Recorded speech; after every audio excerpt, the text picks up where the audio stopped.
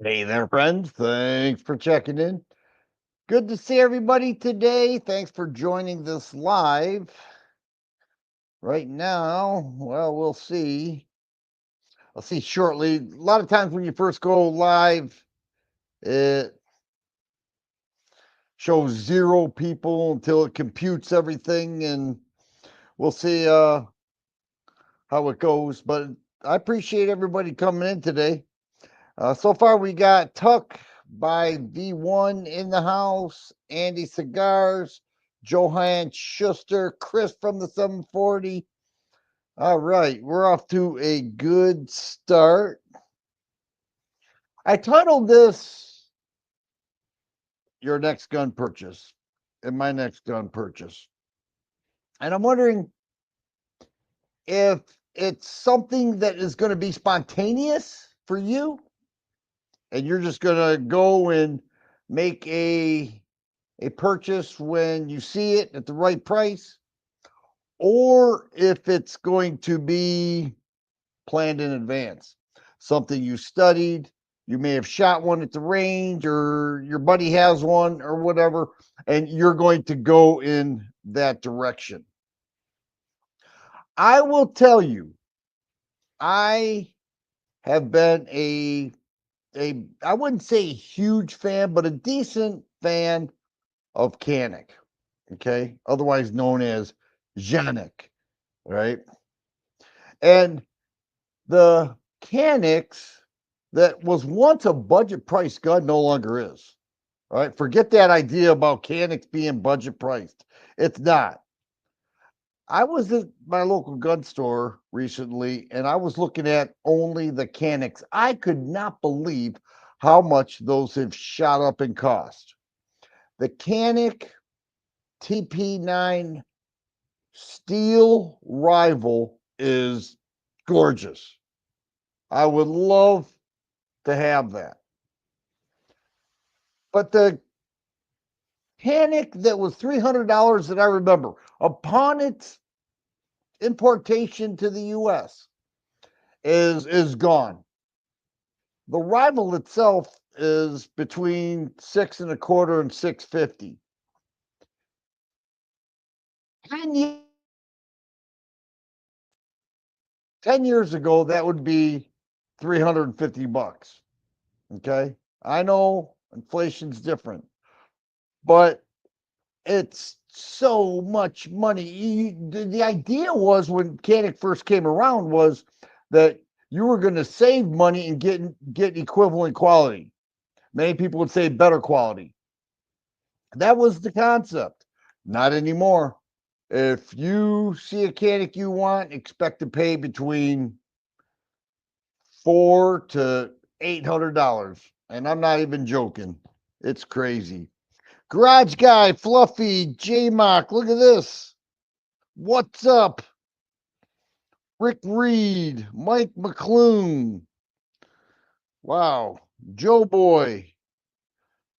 How did that Charter Arms 38 special shoot for you? I never shot it. I've shot Charter Arms before. To me, Charter Arms is vanilla, meaning that it looks like a nice revolver. It has all the functions and features of a nice revolver, but it doesn't grab me anyhow like other makers do. Okay. I see a very nice Smith, a nice Ruger. That'll grab me. Charter Arms hasn't done that yet. Let's see. What does Andy say? I'm not really looking to buy a new gun anytime soon unless it fits a need. I'm diverting my money to ammo, mags, range time, and shooting matches. Nothing wrong with that. Anytime you get more ammo, it's a brilliant choice. What a brilliant choice. All right. We got Vaughn in the house. Vaughn, he can play some saxophone, that guy. I tell you. BC 10 338 PRC rifle. All right. Vaughn's going to stretch it out a little bit. And then we have GP in the house. He's looking to get another C if he should go with the Shadow 2 compact. Well, it's a lot of money, but if that's what you want, yeah, definitely. Wow, Rick Reed hit me up. Thanks, Rick. I appreciate that.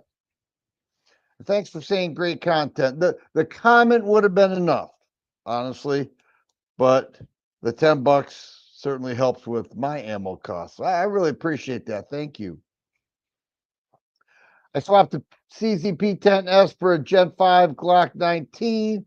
What do I think? It all depends on what you wanted at that time. I've got both. Uh, when the P10S first came out, it was huge. It was huge, seriously. And the Glock 19 has always been pretty popular, but that P10S was huge. Next thing you know, it's starting to drop in cost, much like the P10C did. We have Quinn here, Fiend Dog, Preservation of Liberty. Look at that. Wow, what a crowd here. It picked up rather quickly, actually. Good to see everybody here. Let's see. Who else has something on this? Lock and load time, any military style. Ravioli for dinner. I dig it. A lot of PC. 40 shield, 4-inch barrel. Hey, I dig the garage guy that you're buying 40. Everybody that says 40 is dead. How come every time well, not every time, but oftentimes I talk to people and they get a 40? We've got Sheba in the house, Shevba, Dennis Dixon, Jimmy Boyd, Quinn Hall. Let's see. Quinn says he's looking at getting a Beowulf. I don't know much about those, or a gold Gearson 92 FS. Gearson, they make some pretty good guns. They have a few flops though. They do. But most that I've had have been pretty darn good. The Smith and Wesson 686 L Comp best revolver ever made. Well, it's a very good revolver. I'm not here to say it's the best revolver ever made, but you may be because that's the one you own. That's one thing I noticed, guys. If somebody owns it, then that is the best one ever. Have, has have you guys checked out Stealth Arms Platypus? I know last live chat I asked people if they were interested in a 2011. And by and large, the answer was no. I had so many people said, no, I'm not interested. Don't know, don't care. Everybody else could chase the hype. I'm not one of those guys. And I say respect to you. But do you notice the people who have a 2011 typically have two, three intentions of buying more? You ever notice that? It's sort of like somebody gets their first 9mm. Next thing you know, they need a 1911 because there's always something out there. And 2011s, people who own them, they can be addictive. All right. Who else? We have Dennis in the house. Andy Seagars. Oh my gosh. Grab a box of ammo on me. I will, sir. Thank you so much. I'll echo the great content comment. Thank you. For sure. One of my fave gun tubers. Keep on, man. I really appreciate that, Andy. Thank you so much. That means a lot. The one thing I will say this, I've been at this for a long time. And it's hard to keep yourself in your own lane. Follow what you do. Stay in your lane. If this is what you want to do and this is what you feel like you're good at, then stay in that lane. But sometimes your lane can be boring. For example, 12 years ago, 13, doing a gun review was a big deal. It was. It was a big deal to have a independent reviewer on the internet that you could access for free was a big deal. Not anymore. This was back when it was a skill to set up a camera, set up a tripod, make sure the lighting and everything. It was a skill to get that sucker from the camera onto the internet. Now you just do it with your phone. So it really cut into the the competition. If it's I don't really view it as competition, but it has changed. And I think if I did one thing correctly, I stayed in my lane. I didn't worry about all the trends. I'm sure I'd talk about them and things like that, but I didn't go and change everything about the channel to follow somebody else's ideas. All right, we got TAB TAB videos in the house. Go sub him, please. Good guy, personal friend of mine. Charlie Sligger, Nick, Paul, Stoyak. We got Leonard, High Point, AR. Yeah, High Point's making AR-15s. Maybe in 3.5 years we'll see one. That's just saying. Just saying. Paul says, any updates on your view of the Springfield XDM3? Look, yeah, I've got it. No, I've got the XD Mod 3. I'm not sure if that's what you mean because the XDM, I don't know to be a third generation. All right. What else do we got here? What does Silverback say? I've been buying handguns since I turned 21 in 1982. Let's see. So, yeah, well, he's a little bit older than I am. If there's really nothing out there that I want, and I actually have a bunch I should sell. Sometimes it's good to thin down the herd and then keep a little bit in and waiting for that special one that you want to get. Steven's got his eye on a 357 carbine, something to go with the 357 pistols. Old and 350 carbine is going to punch. It won't punch at all. You won't even feel that.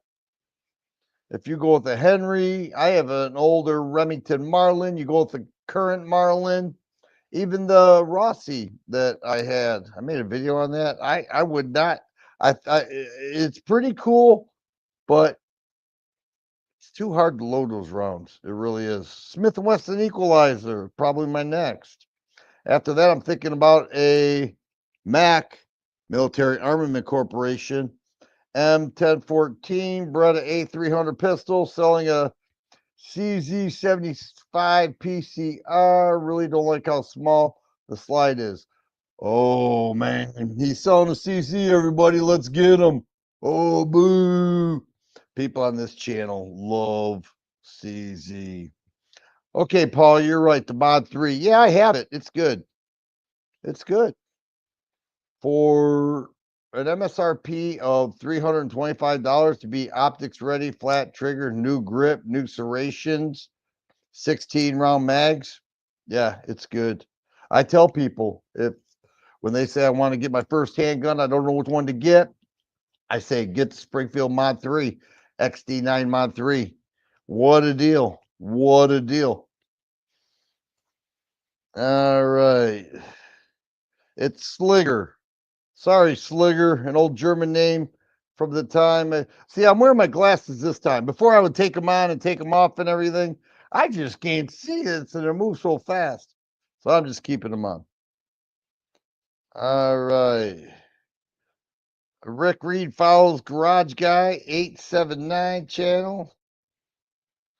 All right, good stuff. Good stuff. Jessica Sims says 1982 is a good year for guns. Glock, Barrett, Minimi. Guess I don't know what that is. Let's see. Trigger Finger Studios. The only 3 guns that have my attention right now are Keltec PR57, Springfield Kuna, and the High Point HP 15. If that High Point comes in at the price they're talking about, they're going to sell a buttload of them. It's interesting that you see High Point coming out with ARs. They are an established company and they're doing a lot more than ARs. Unlike Delton that closed, they only did ARs and they sold parts here and there, but their bread and butter came from ARs. So that's the difference. If High Point only sells 10% of their expectations, oh well, they have other firearms to market. When Delton has competition from a company like High Point, you see all these rifle companies 5 years ago, many of them they weren't around, but now they are, which explains why Delton closed. They closed their doors. That one kind of shocked me a little bit more than Sky. Sky, I wasn't surprised. I was a little bit, but I was surprised at how much debt they were in. I weren't surprised. Nobody's buying their guns anymore. They had their day. They did. They had their day, and that day passed. Great to see you, XD. Hope you're doing great out there. Thanks, Drew. Hope you are too, sir. Thanks for being here. Benji says, Kimber Mako Carbon Compact. Yeah, that's a good gun. That is really good. I have that. I think it's great. I felt really comfortable, and everybody who I was with that shot that, they felt great about it too. They said, "Wow, this thing is nice from the action to the trigger pull to the accuracy. It really is a nice handgun." So yeah, that's a good choice. Oh, David Russell, man after my own heart. He says Band Power Excalibur. I've got the original Excalibur. I'll never forget. This was way before optics became a thing. I was at SHOT Show and I had heard of Grand Power, didn't know a lot about them. And I decided to go over to Eagle Imports, who was the importer at the time. They're no longer around.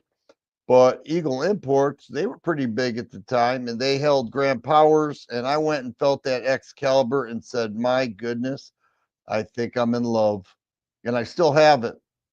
And the action on that and the trigger is really nice and has been extremely reliable. The problem with that is the disassemble. Many people can't do it.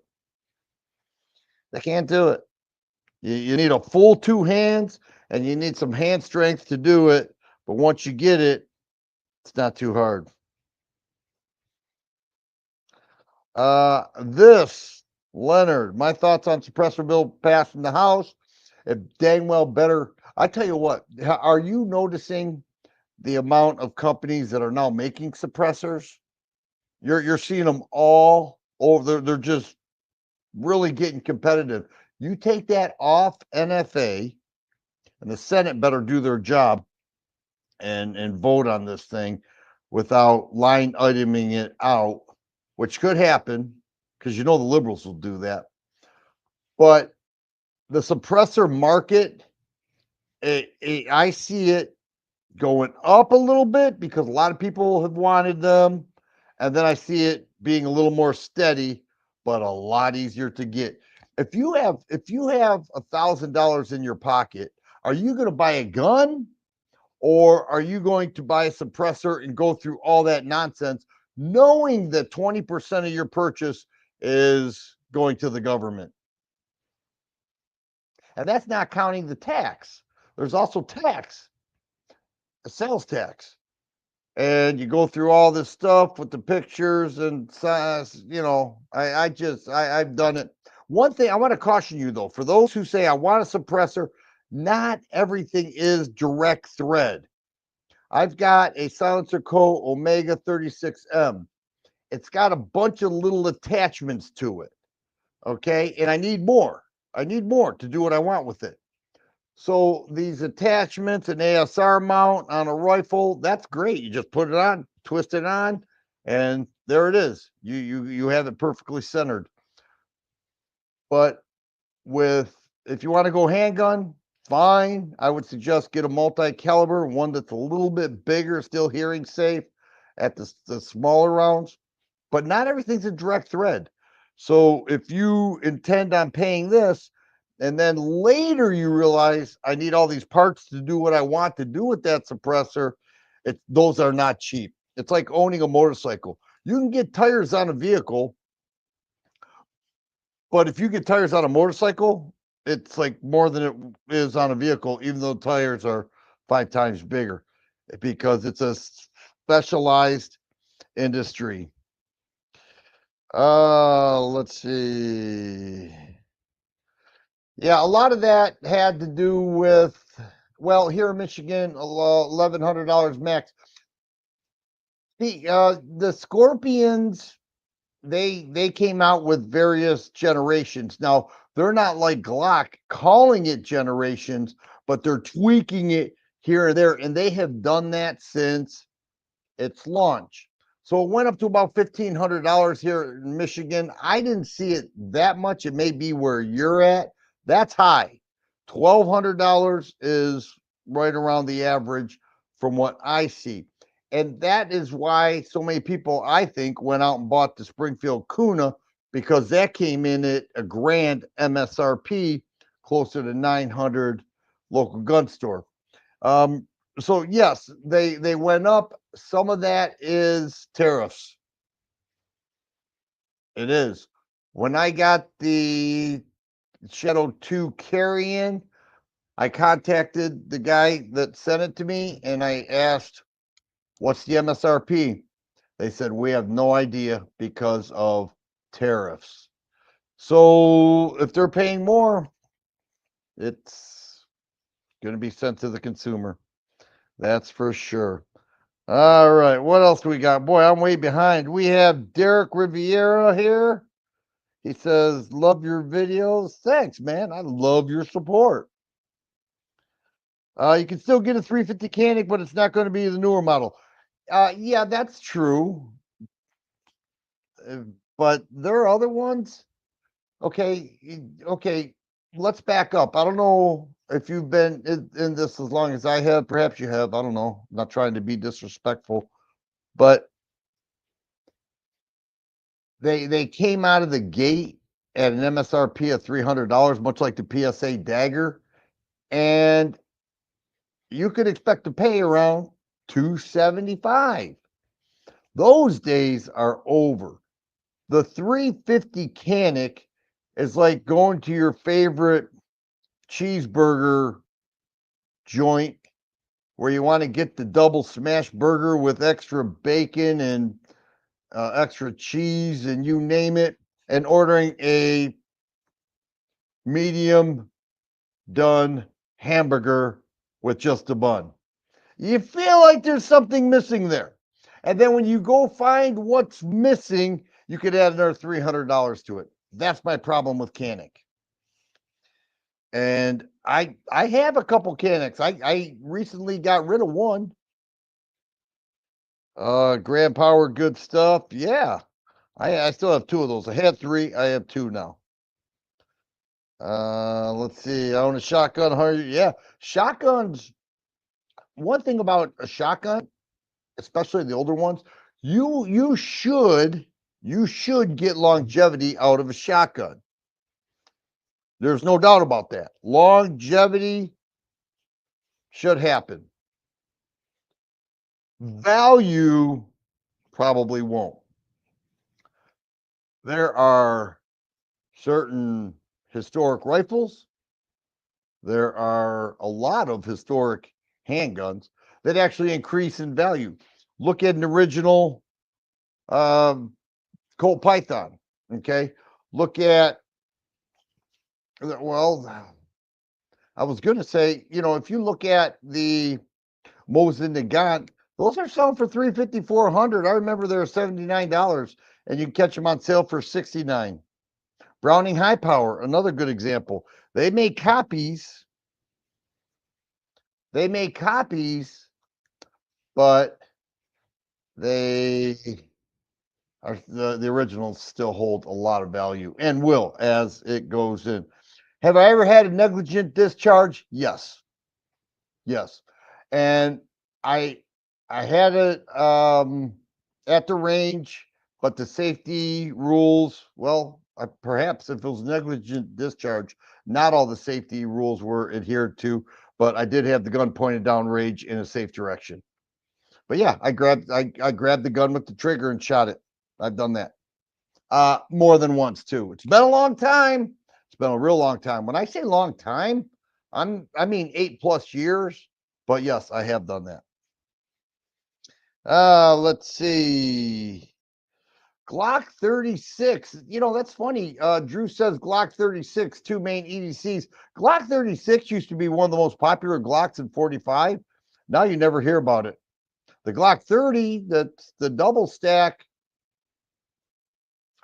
was a big deal. You hardly hear about it. I'm sure they're still selling Ruger EC9S. I've got that. Cheap, very cheap. Well, I mean cheap, inexpensive. Give me cheap PSA. Okay. We got Dino in the house. Country Roads Outdoors. That's a great channel name. CRO. Smith & Wesson 686 4-inch on its way to the dealer. Palmetto had a marked down to 650. That's a good deal. That is a good deal. 4-inch, great size. Great size. Yes, they're trying to get the SBRs and the SBSs on or off the NFA, but we'll see if that happens because it's I hate to say this, you have to play chess. Okay, we're going to start with suppressors over here, then we're going to jam in SBRs. If we start jamming in SBSs, some of the people that don't know what they're looking at saying, "What is all this?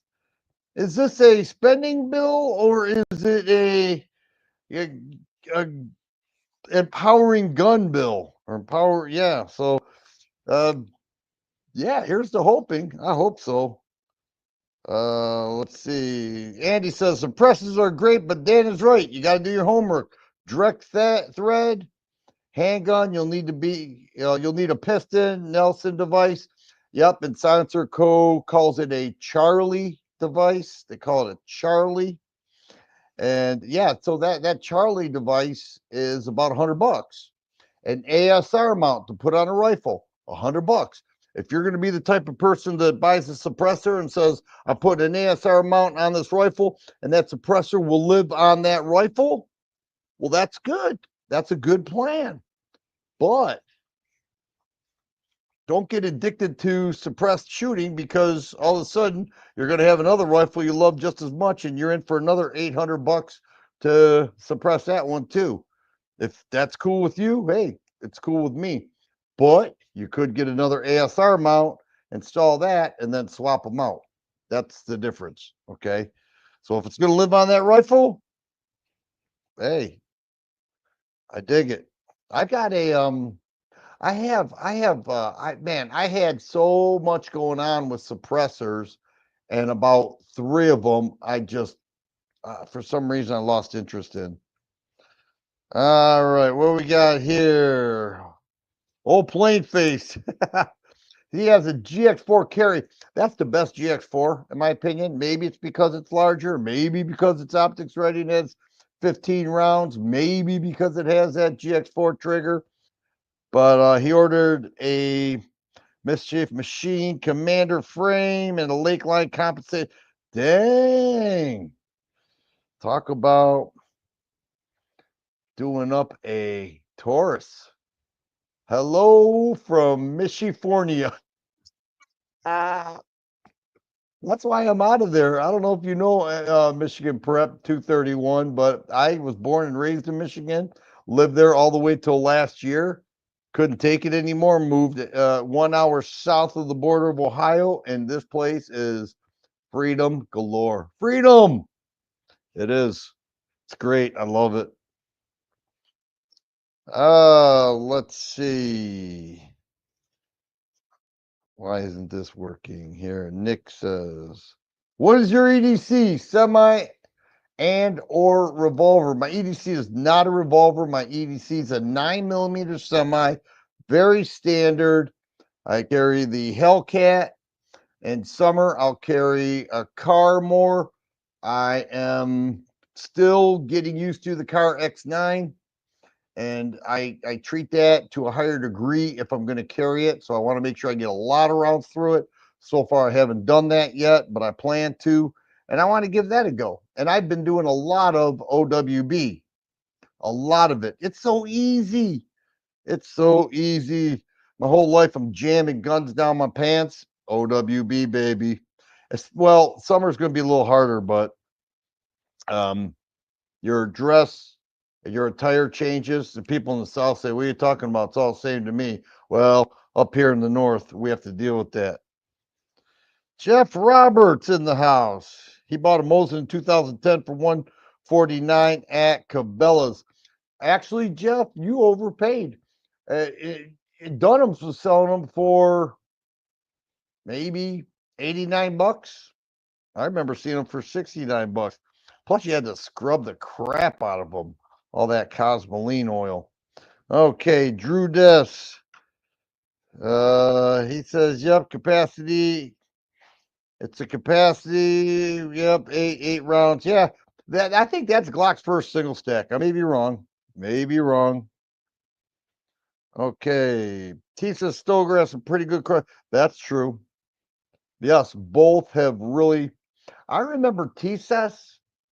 They did a good job out of Knoxville, Tennessee. SDS Imports. SDS did a good job marketing TSS, and they made it not just a common name, but a gun that people wanted. CZ was once in that same boat, guys. I will tell you, CZ was not a big deal. It was not expensive. You could get a CZ 75 for 400 bucks. Same exact mags they hold today. 17, 18 rounds, steel frame. It was not a big deal. CZ began marketing like crazy, and it worked. And a lot of people started carrying CZs. They started buying CZs. They started competing with CZs. And next thing you know, that CZ 75 that was once 400 bucks is now 600 bucks. And then they have all these variations of it. Same thing with Canik. And I'm afraid to say, same thing could take place with TSUS. Because as the company grows, the employees grow, the production grows, and they want their profits to grow. Everybody wants a raise. Hey, you and I do too. I thought about this for a while. DE, Smith & Wesson quality control issues. Yes, I thought about it for a while. I stayed away from Smith for about 5 years because I did not trust their quality control. And you know what else?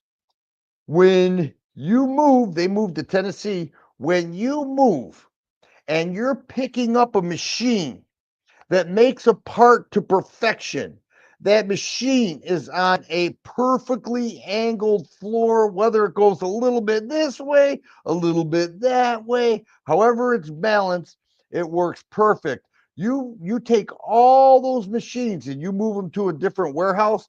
You don't just plug them in and run them. It's got to be perfect again. So there's a lot more when we see these companies just up and moving. Do you realize how difficult that actually is? It's hard enough to get all the stuff and load them onto a semi and take them to a new facility. Okay, you can outsource that. But to get that machine to where it once was perfect, there's zero room for error in the gun world, even though we see it all the time. And so it was during that time I was questioning their quality control issues. And now I've had really good luck with them. And I'm seeing some real nice guns. So I guess I'll back on the S&W train. What else do we have here? How do you like your Glock conversion kit? I've got a couple. I've got a couple, and I think the MX1 with Meta Tactical is great. I think it's a ton of fun. The Firearm Guy 10 will get you 10% off, guys. if you want to get it, listen, I just want to save you money if you're interested. If you're not interested, forget I just said it. I'm not pushing them, but it's a really cool kit. Now, having said that, when I took it out of the box and I had my Glock 19 there, I couldn't get that gun inserted into that MX1 kit, Meta Tactical MX1 kit. I couldn't get that thing inserted in. I was going to throw it away. I said, this is a joke. Why? I can't get the thing inserted in. Then I had an aha moment. I got it in there. I said, maybe that's not too hard. Took it out, did it about 10 times, and I made dang sure on the video review I did that I showed that in detail, because the video that Meta Tactical made that was supposed to be instructional was awful. Just glossed through the most important part. Once you get that and that gun sits tight in there, then when you go to the range, your optic that you had sighted in the first time, you should be able to take that Glock out, put it back in, and that optic is still exactly where it was. It sits that tight in the kit. If there was any room, the optic would be off a little bit, but there's not any room.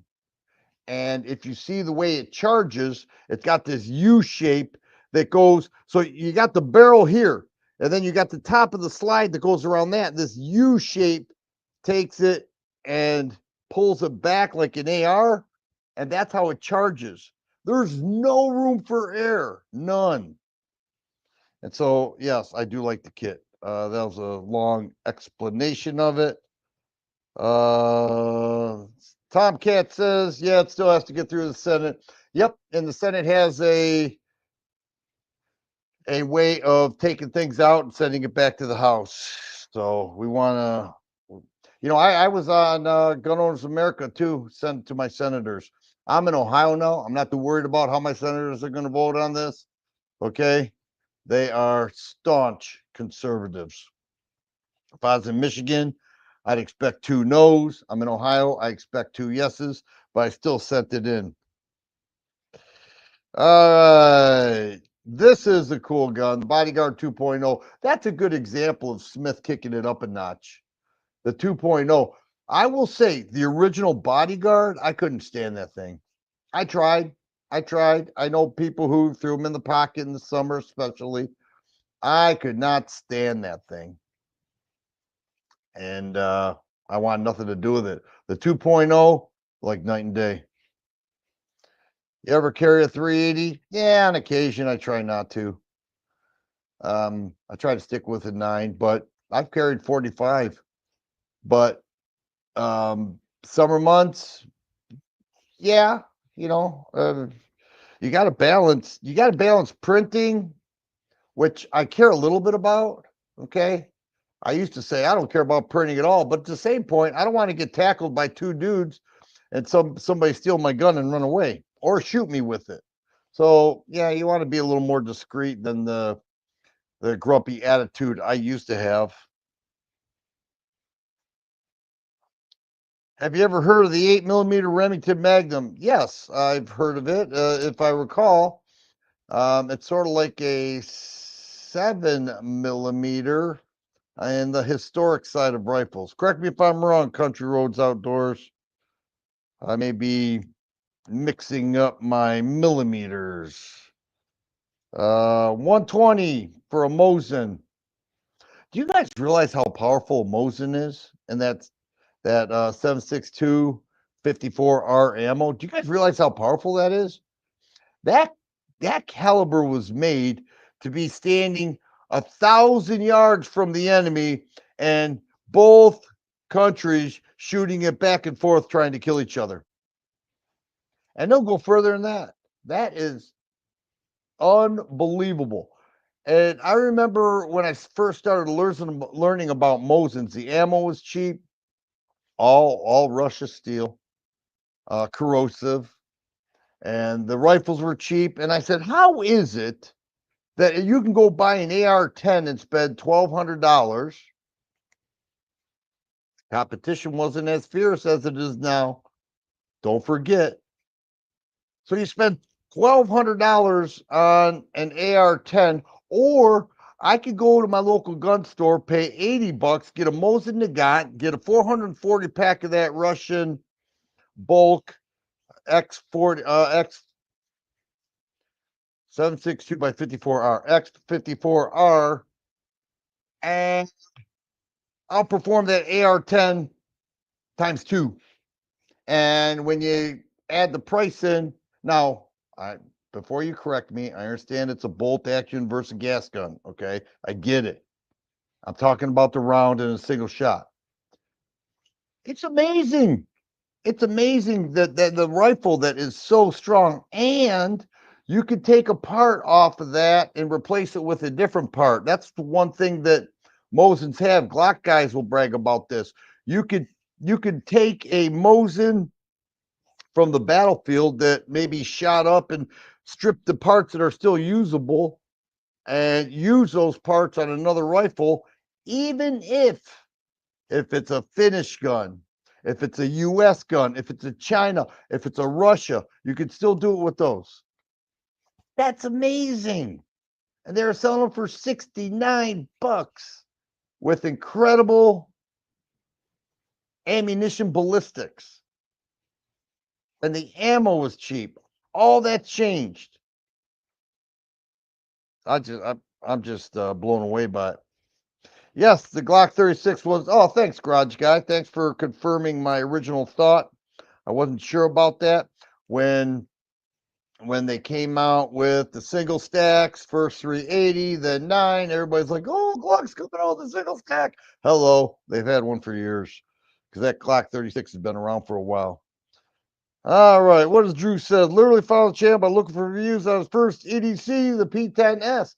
Hey, Drew, if you weren't in here, we were talking about that earlier. When the P10S was launched, it was huge, and it was $525 MSRP, right around $500 handgun. Then next thing you know, it's $300. But I don't think they sold as well as they had hoped. I don't. Radagris in the house. Radagris says, hit that like button. Yeah, hit the like button. Why not? You guys are cool dudes. Hit the like button. Maybe somebody else will watch this nonsense. Andrew says, hey, Dan and all. Hey, Andrew. Thanks for coming in. Good to see you. Sig Sauer. What happened to that comment? Sig could learn a lot from quality control with their 3 P320. Yes, that's a fact. And yes, there were some issues. And yes, there were some fraudulent claims as well. Okay. And when I say issues, I mean potentially life and death issues. They are selling P320s left and right. There have to be 20 different variations of them. It's crazy. P365 too. Most companies will create a handgun, it becomes a hit, and then they come out with bigger ones, smaller ones, different grips, a comp, you name it. They run the heck out of it. They reskin the cat 20 times over. Sig is the champion of it. They're the champions. They skin that P365 cat 20 different ways. Same with the P320s. And most people like them. They like them a lot. Okay, thoughts on SIG P20 ongoing situation? There's a lot to say about that. I think a lot of people are deniers, saying it doesn't happen or it didn't happen. It did happen. This is a reality. It did happen. Whether it's a drop set, I have a little issue just because there are so many factors that can play into this, that a gun's just going to go off when a cop's walking down the street. A gun's going to fire in the holster. There are so many things that we need to know before we blame the gun. I mean, a lot of things we need to know before we blame the gun. But if it's a clean holster, if the gun was properly inserted to a form-fitting holster or leather, and then it happened, then I'd say SIG's going to lose in court. No, I do not have any experience with Panzer AK-12. I do have a lot of experience with AK-12s, but well, AK-12, that's really not, maybe that's what Panzer calls it. But yeah, AK-like controls, AR-like controls. Yeah, I have a lot of experience. I am absolutely convinced that the Turkish-made shotguns are in many cases out of the same factory, just different handguards, different stocks, different, one company goes and says, we want ours different, make it in flat dark earth, make the stock like this, make this look like this, extended bolt, blah, blah, blah. But the mechanics are the exact same. I am absolutely convinced.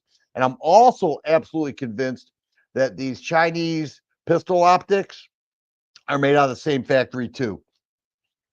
There are some good ones, guys. I'm telling you. And before you say, why would I buy a Chinese optic? I'm going to say to you, find me one that is made in the US. And don't tell me Vortex either. Find me one that's made in the US. Japan makes a bunch of them. Actually, I think Japan makes Vortex. But before I hear, I'm not buying any Chinese crap, let's go throughout your house and see how much Chinese crap you already bought. Am I condoning it? No, but it is the world we live in. So when I see an optic like I showed on the MX1, a Votatu, that's shake awake, 3 different reticles, that is CR32 battery, it is 2032, I meant to say. It's side loading battery compartment. It has a metal frame. It's got everything that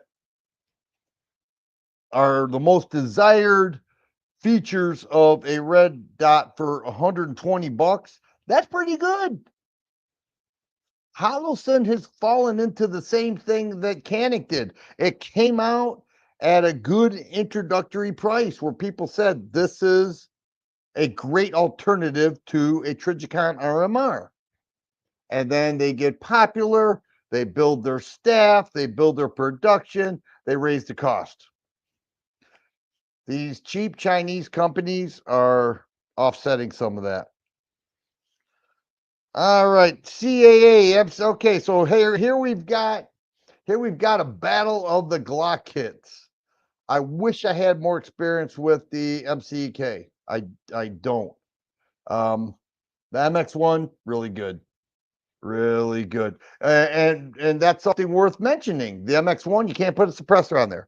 You absolutely cannot put a suppressor because of the charging action. It will not go around a can. So in that case, but Meta makes the Apex series in which you can use a suppressor. So there, whatever. But yeah, good question. Good question. Oh, okay. I like this. Chi-Town Wild. I want to know if you can answer. What do you do with your weapons when you have to move from a free state to a non-free state? Oh, my condolences, Chi-Town Wild. I did the opposite. I moved in like nothing happened. I sold some of my safes, gave a couple away, and I bought all new safes. No, I moved 3, but I bought 3. I bought 3, and they're the bigger ones. I bought 2 42s and a 30, and I need another one actually. But you just have to study their laws and try to abide. If well, your neighbors are going to see you coming in with a bunch of gun bags and all kinds of stuff. All right, maybe rolling safes on dollies and things like that. Figure it out in advance. That's the best I could say. I haven't done that. I've done the opposite. I moved from Michigan to Ohio. Maybe somebody in the chat can say if you're in a position where you have to go to say, well, he's from Chi-Town. Let's say you had to go to for business, you had to go to Chicago and live there, and yet you have 100 guns. It's a tough position to be in. All right. Also, he owns a Mini 14. The ones that don't even have a serial number on file. Oh, that's cool. Mini 14s are great. Proprietary mags, but they're still pretty cool. Dale, good to have you. No notice once again.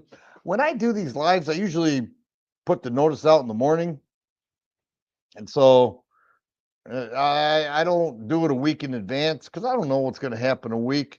I tell you what, an hour and a half before this live, I was on the side of the road, pulled over, puking my guts out. Seriously, I went to when I moved to Ohio, I started working with fin feather for outfitters, but I also wanted something else. I wanted something different. I didn't want to be necessarily at home, and I did not want to be locked in four walls. I wanted something different, and I wanted to do something for the Lord. I wanted to make the society a better place. And I was struggling with that. I just said I don't even care about money.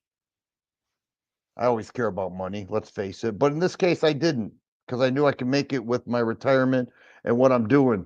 So I said, I want to do God's work here. And I went to this park and I saw some gentleman walk out and he had disabled adults. And I went out and talked to him and said, hey, what exactly do you have going on here? And basically takes them out into society. So I applied and that's what I'm doing now. Well, today we went to Cedar Point. Cedar Point is this huge amusement park. It's known throughout the country. If you're in Pennsylvania, Illinois, Indiana, Kentucky, Missouri, Michigan, you know about it. Cedar Point is big, especially Ohio. And toward the end of the day, I went on that stupid pirate ship back and forth, and that turned my stomach. It's a little over an hour drive back to our center. I puked my brains out. Puked. I almost puked in the van.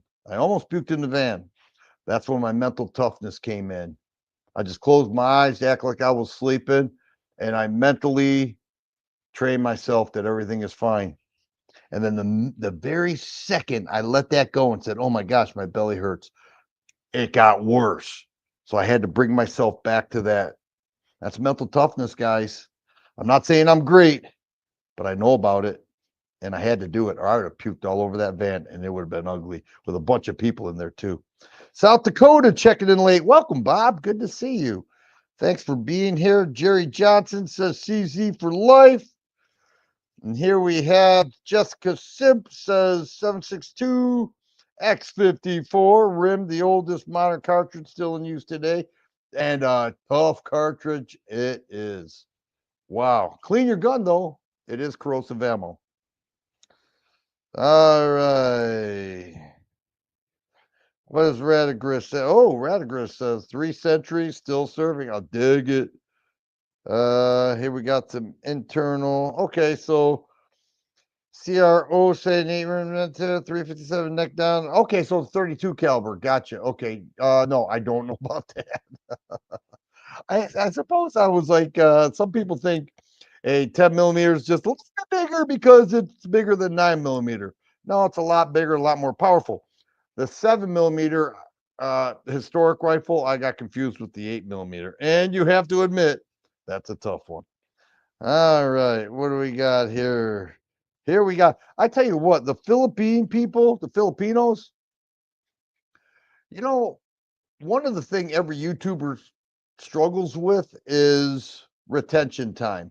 How can I get somebody to watch my video from perhaps not beginning to end, but if I can get it 60%, that would be great. 60%. And do you know that I was talking to a guy who makes online commercials for Ford, and he said if you can get 60%, we consider that 100%. It's that good. The Filipinos, they watch it, they rewind it, they watch it again. You could get 200% from a Filipino because I have analytics on all this, guys. I see what's going on compared to an American. Americans have an attention span of an ant. The Filipinos say, I want to learn about this gun. They may not have it, they may never have it, but they want to know more about it, and they'll watch it and watch it and watch it and watch it and watch it again. Very interesting. So Gil Jackson, good to have you in the house. Thanks. All right. What else do I have here? I took a couple down. How about any love for 1911s? We're talking about handguns and rifles and shotguns. 1911s are super special, and they always have a place in the gun world, but they seldom get the attention as a say a steel frame like the Shadow 2 carry. If Smith and Wesson comes out with the new 1911, very few people are going to care. It could be awesome. It could be optics ready. Still hard to do. Still hard to do. But nobody's going to care. But if they come out with a semi-auto that could be an EDC for you, it's going to be huge. And everybody's going to learn everything they can about it and watch all types of videos. Having said that, 1911 still as much competition as there is out there. They sell like crazy. Ask SDS Imports how well the Thesis brand sells in just their 1911 line. It's crazy. Okay, since I left Michigan at a good time, thank you. Ann Arbor has had more crime lately, and it's gone downhill. I always thought Ann Arbor was downhill. I find it interesting with all these surveys and articles, and they say, "Oh, one of the best places to live in the entire country, in the top 5, Ann Arbor, Michigan." I'm thinking, who's taking these polls? It's the last place I'd want to be. I get lost every time I go there because I don't understand the area and I don't care. Just get me out of there.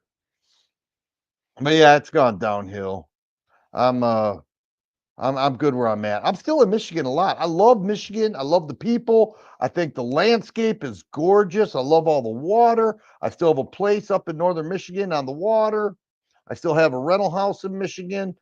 I still have a lot of people I know and love in Michigan. I love Michigan, but the direction they've gone.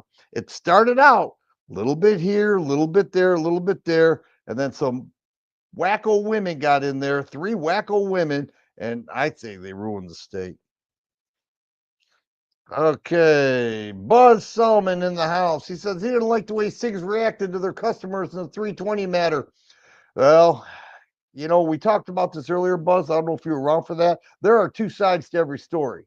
SIG will have a position about this, much like people didn't like Springfield about 8 years ago now. They didn't like their response, but they had a side to the story. And it seems like whoever has the first article, whether it's in print or video, that position takes dominance. And yet there are so many other factors. And we talked about a gun firing when it is holstered. There are and you know this better than anybody, Buzz, there are so many variables that can be played into that. And there's just so much information that we don't know. Trigicon, that may be an internal chat. Avoid SIG for your health and safety, Radagris says. Mario Mosen now Mario is a guy, he doesn't upload often. He's very funny. He's been around for years. Mario Mosen, sir, I've been watching you for a long, long time. No, I haven't had a boating accident since I moved to Ohio. I don't need to have a boating accident. I may have had a boating accident in Michigan because I have a boat and I have a place on the water. Use guitar cases is what Dale says. Yeah, I think he's talking about moving. Yeah. Cover your safes with a moving blanket. Yeah. Well, you kind of do that anyways. You don't want to scratch them. Drew says, what made you throw up? I was on some ride at a theme park. It's the pirate boat that goes up and down like this.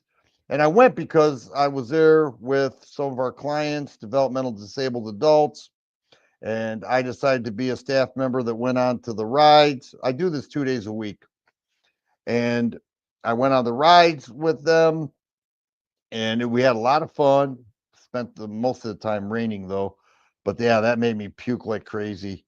And here's the thing: I didn't have anything to eat, so when I puked, it was all like just like water because that's all I had. I had a few almonds. That's it all day long, and uh, and so I was thinking I don't have anything in my system to puke. Well, I've been sipping on water. And then when I did puke, it came out like it was like explosive. Bleh. I was actually dropping one of the individuals off because we pick up and drop off at their residence. I said, hang on, just hold tight. I went to the side of that van and felt much better though. All right, who the heck is this guy? HNN champ, top thrill 2, baby. That's an internal thing. Let's see. Swartz Creek 458 here. That's TAB videos. Bluegrass Living. Let's see. For guns recently sold a sporterized Enfield. Cool.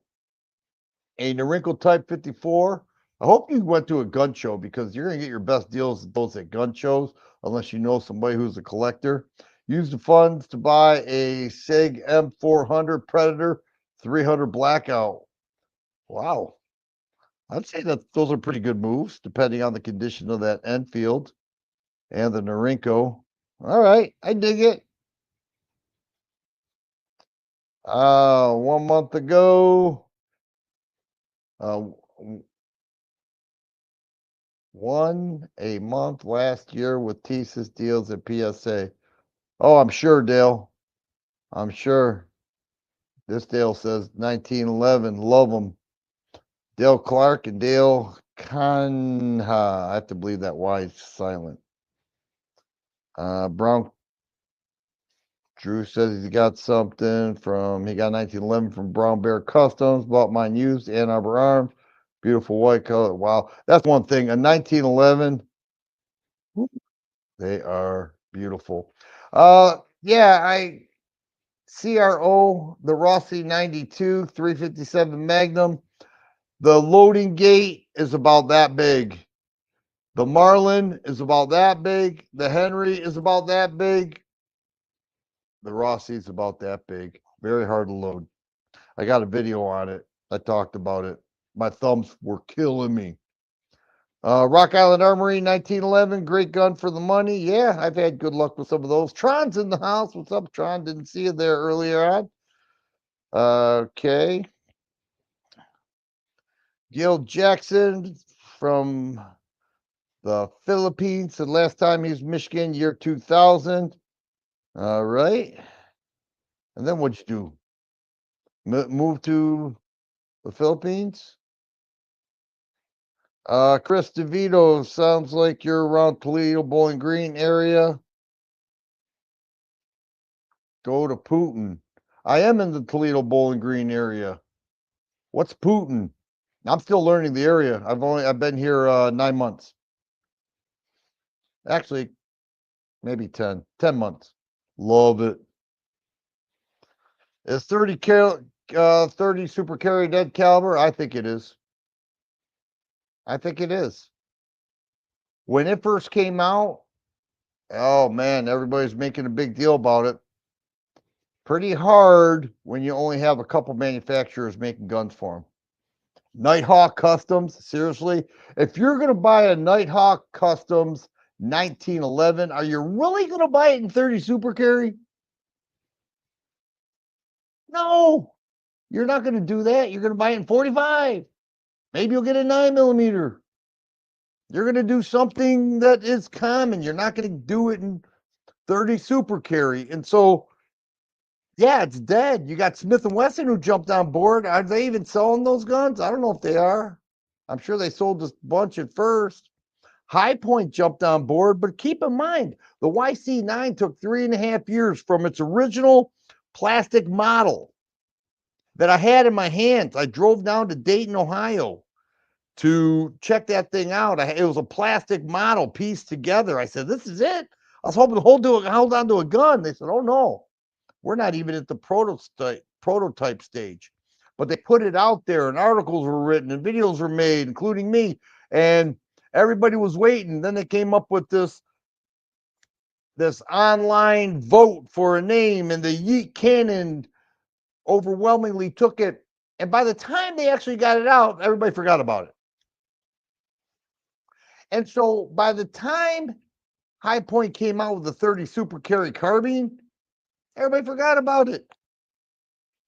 So yeah, it's a dead caliber in my eyes. In my eyes. I'm not saying the caliber itself isn't worthy. I'm not saying that at all. Heck, you could get similar ballistics between a 380 and a 9mm and get a lot more rounds, at least 3 rounds in a 12-round magazine, 3 additional rounds. That's good. But it's more expensive and very few guns are being made in it. And that alone tells me it's dead. That's just me, guys. But hey, when this thing dies, go back on video and see who the first one was to make a video saying this round will never make it. Right here, this guy. It was me. And I've been right on other things where everybody said, you don't know what you're talking about. You don't know what you're talking about, man. What a stupid thing you just said. And it turns out I was right. Arrogant? No, because I've been wrong a lot, but I've been right a lot too. 30 Super Carries dead. All right, suppressor alert. One of the news from President Trump. Yeah. Yes, we were talking about that, Johan, and it is in the bill. The Senate could line item it out of the bill. So we're hoping that doesn't happen, as well as SBRs and SBSs. Taurus stepped up their game. Yes, Taurus has stepped up their game. They took a step backwards with the GX2. Telling you, don't buy that gun, guys. Do not buy that gun. You know what? Forgive me. Forgive me. Not a good thing to say. I would say it this way. Pay just a little bit more, not a lot, a little bit more, and get a G series. I think you'll be, well, I suppose it is a G series, but you know what I'm saying. The GX2, it's for me, it's not there. Thinking about selling my XP. I had that with a full size once. I loved it. I absolutely loved it. But if you have the compact with the 4-inch barrel, you might get a little over 300 for that. What's happened with the XDM models and what you have, if yours is older, they've changed a lot, which decreased the value. What it's worth to you, JL Catman, it's not worth to somebody else. I if I was interested in that, I wouldn't pay a dime over $300. Cherokee versus Jericho versus Baby Desert Eagle video. Well, let me first say Jericho and Magnum Research used to partner up together to make the Baby Desert Eagle. I don't know if there was a falling out, but typically the worst ship in the sea is a partnership. And with that partnership, they split and went in their own direction. And now they're basically competition. So a great platform. I have Baby Desert Eagles. I have steel frames. I don't have a Jericho, but I would love to do that, but I don't own a Jericho. And I really don't want one because I have almost the same thing. And Ronald basically says it's going to 30 Super Carry is going to take the same road as 45 Gap, and I agree. And 10 years from now, you'll still have the Smith Shields and the EZ and all that, and 30 Super Carry. Yeah, you'll still be able to get the ammo online somewhere because nobody's going to waste shelf space carrying it, but it's going to go away. It already has. It's a dead round. Hey, Dan, tell us how you really feel about the Ruger Alaskan. I love it, Roy. I love it.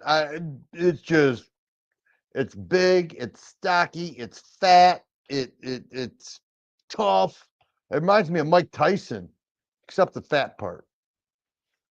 Maybe a little bit now. A lot of great athletes that have these perfect physiques, they get out of that daily training and they put on the weight, just like all the rest of us. All right, what else do we got here? Andy says he won't hold his breath. Never calling it now. $200 each time. Yeah, they do love that money, but Trump says he wants to give that Doge money back, whether it comes in tax cuts or eliminating some regulations. Hey, I'm for both of it. You think about though that Doge money. The greatest benefit is a lot of money's going back to trim down the debt, but also the fraud funding Democrat elections is going to decrease substantially.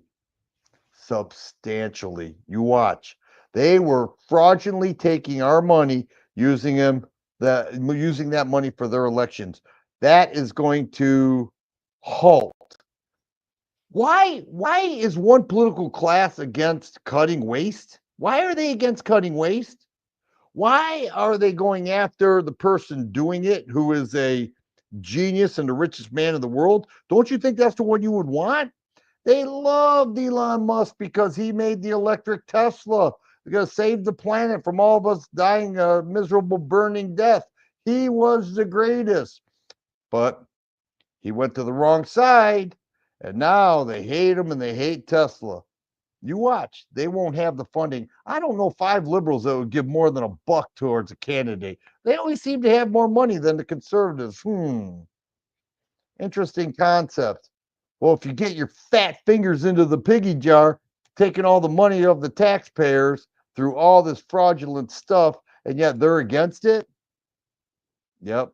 So Trump wants to deregulate, and I hope he does. And he could do that. He could do that all he wants. Start with guns. I'd love it. I'd love it. Could get a short barrel shotgun. Boom. Those are great.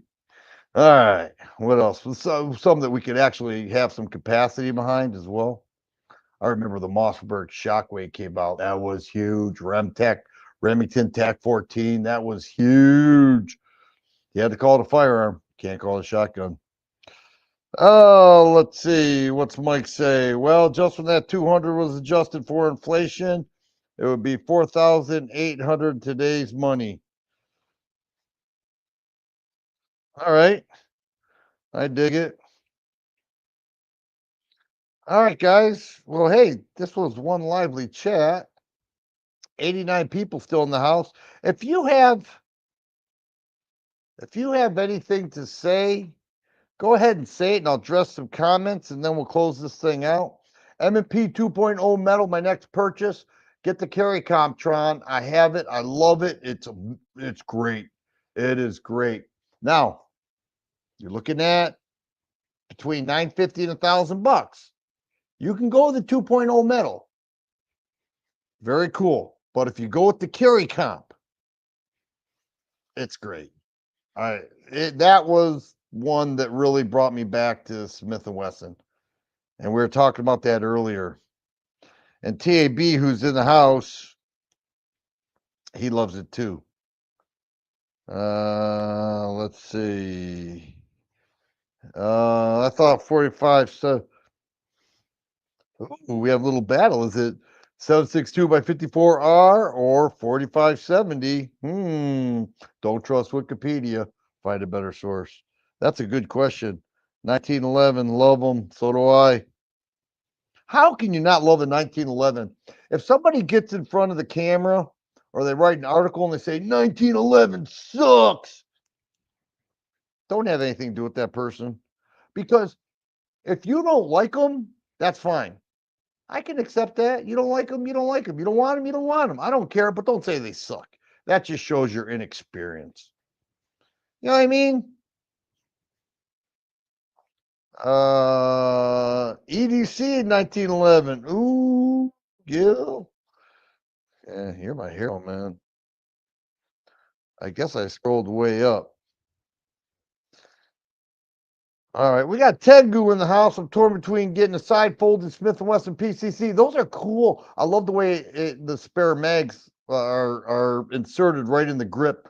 I mean, not the grip, the stock, and they're locked in there too as a truck gun. Sending my PO7 to Cajun Gunworks. You know, everybody sends their CZ to Cajun. They end up so happy. Oh, by the way, I think very shortly, if you're into ports, there's a company I know now. They just contacted me. They're offering me a free comp. Well, a free port, I should say. Comp and ports are not the same, guys. A lot of manufacturers call comps, you know, this is a compensator. It's actually a port, but they're drilling ports and slides and barrels for Glocks. So I'm probably gonna send my Glock 45 to the guy, see how he does, and then make a video on it. Because I like the guy. I like the guy a lot. And he's the same guy who cut my slide for the CZ Shadow 2. Perfect cut. Perfect. He said, "What footprint you want?" I said, "Put an RMS on there. Keep it thin." He said, "Okay." Sent that thing back to me, direct mount, threaded, go right, put screws in there. Perfect. Haven't touched it since. Optic hasn't moved. Just perfect. Now he's doing ports. So maybe you'll be interested in that, maybe not. Okay, let me get to the bottom down here because there's a lot going on. Bring back the I'm for this. Bring back the Model 60, the Marlins. Why not? Why not? Let's see. It says LC carbine, 45 ACP. Love it. Ruger's been killing it with some rifles lately. I still like the S-FAR. Short frame auto loading rifle. Ruger S-FAR. I got it in 308. I got three. Do I have three or four? Offhand, I got three 308s, and each one is different, and they are all incredible. Incredible. All right, what we got going on here? All right. Well, I tell you what, fellas, I think I'm going to close her out. You guys cool with that? I really enjoyed this. You guys are such a great bunch of guys. Come on here, getting your side chats, getting your questions, your comments to me. I love it. You know, all these years I stayed away from live chats and all that, and I got back involved and said, you know, I'm going to do this maybe once a month. And I've gone once a month, once every 2 months, once every 2 weeks or so. But I never realized how fun it could be with people like you. I never realized how seeing a different, instead, you know, here I can get many comments from one person. As where a video, I typically get one, maybe two. Here, I get a whole bunch. We got side chats going. We have all this stuff going, and I feel like I feel like there's a connection, and it's enhanced through these live chats, and I dig it. And I have no plans on doing one anytime soon, but if I do, uh, everybody's invited. Everybody's invited. You guys are awesome. I thank you. We are all TFG. We are all God's children. We need to act like it. We need to talk like it. And we need to mean it. Pray for your loved ones. Pray for the lost out there. Continue being awesome. manage your money well, treat the ones you love with high regard. And I just want to say thank you and God bless you. Have a wonderful evening.